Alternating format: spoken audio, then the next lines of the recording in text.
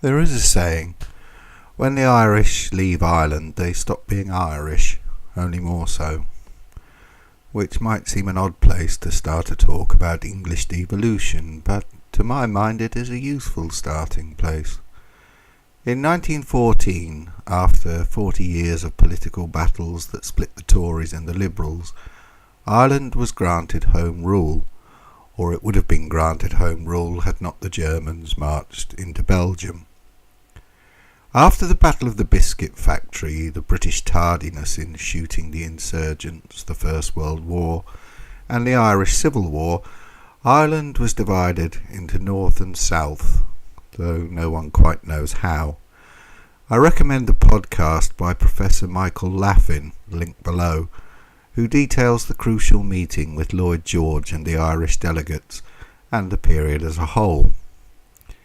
And then the matter was laid to rest until a dispute over council housing in the 1960s led to the Troubles, at which point no doubt there are those, particularly Danny Boy, Irish Americans, who, when not weeping at the doggerel of Sally Gardens, will repeat various myths and legends about black and tans, Drogheda, the lack of potatoes, and this and that, all of which have merit, but they are of less relevance to the existence of Northern Ireland than the flight of the Protestants from the Free State, creating a situation in which Home Rule could not be forced upon the whole of Ireland in the 1920s in the way it could have been imposed in 1914, when the Loyalist population was more dilute across the island, and less bitter about being betrayed on the Somme or attacked and driven from their homes by their neighbours.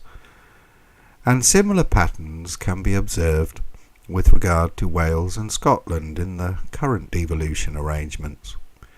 This is particularly true in Scotland, where the Labour Party, for narrow political reasons, fanned the flames of nationalism during the Thatcher years, the sparks of the fire being provided by the imposition of the poll tax first in Scotland and the introduction of the pound coin to replace the pound note, this coin being called a Maggie on account of it being brassy and not worth much in Scotland.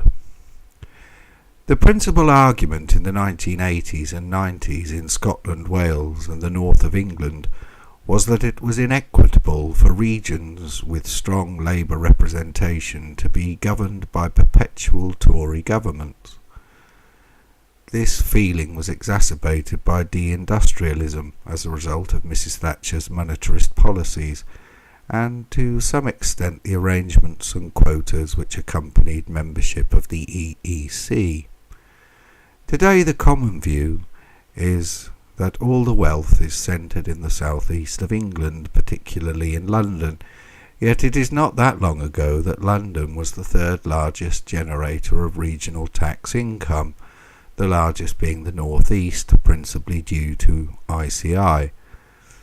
As for devolution, it was originally forced upon the Callaghan minority government in the 1970s as the price for staying in office. It failed and the matter fell out of favour, but by the time Thatcher exited the political stage and John Major fell off his soapbox, the policy had become firm Labour policy in the 1997 general election. The theory behind its adoption was as sound as it was cynical. Labour would grant the Scots and Welsh devolution, and they would be so grateful that they would perpetually return Labour majorities, that in turn would guarantee Labour the votes they needed to win in England, a plan aided by the increased number of parliamentary votes accrued due to the smaller constituencies in Scotland and Wales. This strategy explains why England was never offered a vote on devolution by that Labour government. But rather like the situation in Ireland with regard to Home Rule in 1914, by the time Scotland and Wales voted for devolved power and their own parliament, in the case of Wales by a very narrow margin, the political landscape had changed, particularly with the rise of the SNP in Scotland and to a lesser extent Plaid Cymru in Wales. However, the Labour Party of those early Blair years allowed themselves to get carried away. Instead of seeing the rise of the nationalist parties as a threat, or realising it wasn't 1992 anymore, the Blair government saw only the majority that the devolution wheeze had delivered them in Parliament. If it worked in Scotland and Wales, then wouldn't it work in England too? By the way, in case you're wondering why I'm not mentioning Northern Ireland, it is because Northern Ireland has its own political parties, that they are to a degree affiliated with the political parties of Great Britain within the United Kingdom Parliament. Is neither here nor there, but in case I haven't already made it clear, it has been more or less the policy of the British government to grant Home Rule for the whole of Ireland for the best part of a century. The difficulty has always been how this might be achieved, the Irish being what they are. The first part of the plan was to devolve power in England and create permanent Labour rule was the London Mayor. That Ken Livingstone became the first mayor strengthened the messaging of conquering the Tory past, as Mr. Livingstone had been the last leader of the Greater London Council, dissolved by Margaret Thatcher. At that point the plan rather stalled, because how should the rest of the country be divided? By counties, by ITV regions, by ancient dukedom? For all the grand talk of North versus South being the great divide in English politics, what exactly constitutes the North?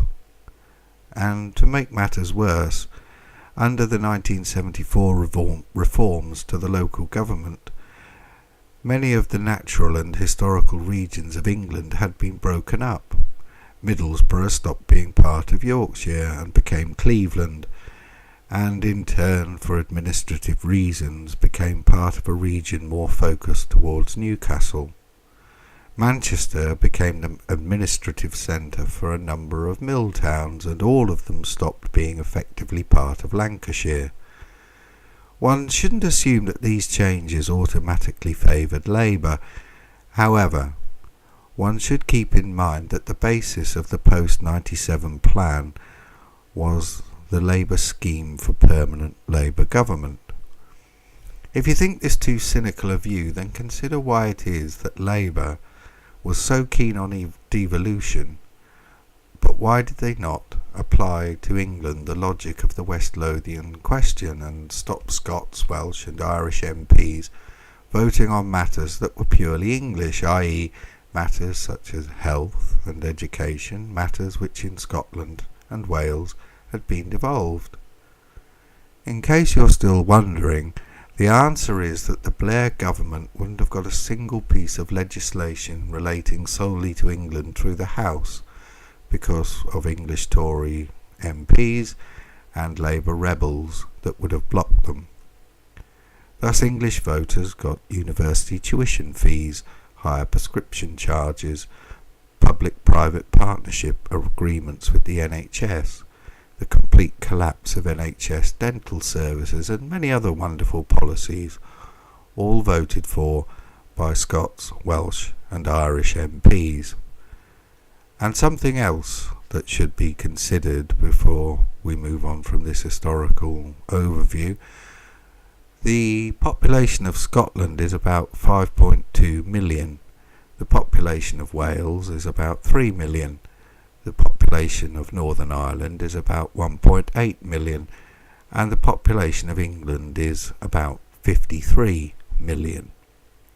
Thus, when Alex Salmon pops up on the Today programme, as he did this morning, to say that Scotland is England's biggest export market, by the way, Alex, why are you covering up the Holly Gregg child abuse case? Link below. He's rather over-egging the pudding. So for whatever reason, the Tories have taken up this democracy idea, apparently having 5 politicians for every job means more democracy, in much the same way as having 50 flavours of ice cream means more choice of vanilla.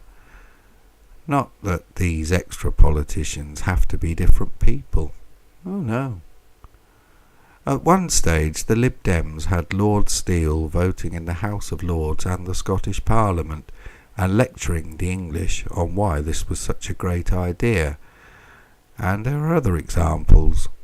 And not just in the devolved assemblies. The Green Party has Caroline Lucas as an MP and an MEP. I suspect the Tories' enthusiasm is based on the knowledge that they would never get the Scots, Welsh and Irish MPs to keep their noses out of English matters in what is, after all, the English Parliament. Mainly because, were that to happen, the English MPs would then block the extra subsidies being paid to Scotland, Wales and Northern Ireland, which allow those in Scotland, Wales and Northern Ireland to have free prescriptions and free university education, all paid for by the English taxpayer and voted on by the Scots, Welsh and Irish. Perhaps another reason for this Tory enthusiasm is that depending on how these devolved assemblies are organised, they can shoot the Labour fox in much the same way as the Nationalists have, as they currently have more than half of the councillors in England, linked below. Not that there is that much enthusiasm for devolved bodies in England. When Sheffield launched a consultation process, they received a grand total of 245 replies, linked below, out of a possible 1.5 million voters. And it should not be overlooked that the relationship between the metropolitan districts and county councils has been less than harmonious in the past.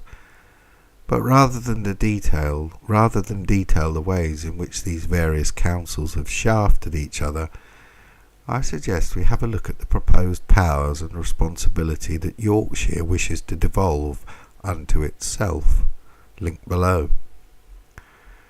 The first red flag is the right to raise taxes, if for no other reason than you know damn well that they are going to max out the credit card and then go running to the central government for more, and when they rightly don't get it, they will make up all kinds of excuses for why they are cutting services and how this is none of their fault.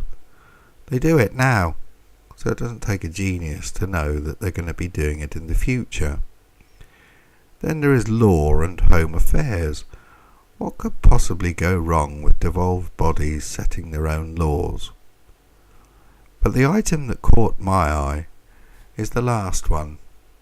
Yorkshire heritage, culture and dialect. Go to Wales, where everything is bilingual. They have a Welsh TV station. Go to Scotland, where the BBC has Gaelic radio and TV. I mention the TV stations because it's always funny to see the cutaway to the audience on a Welsh language quiz show, all 6 of them. But my personal favourite is in Northern Ireland. The EU is big on this language business, and thus the nationalists were raking in the EU money for Irish language stuff. So the loyalists decided they were going to cash in too, so they claimed that their dialect, see Frostbite Lad, linked below, deserved recognition that they too have a unique and separate language. And it hardly stretches the bounds of credulity, given the seemingly endless books on Yorkshire dialect and how to speak Yorkshire, that a devolved assembly will waste millions demanding road signs be made "Read Yorkshire." Already phonetics in school is taught using northern sounds, thus kids learn grass and but, which I don't object to, since the object is not to correct the child's natural dialect but to test their reading skills. Which reminds me, a poet, in all seriousness, told me he had to say "Fowk" to make it rhyme with Púic. It just doesn't need the government to regulate it.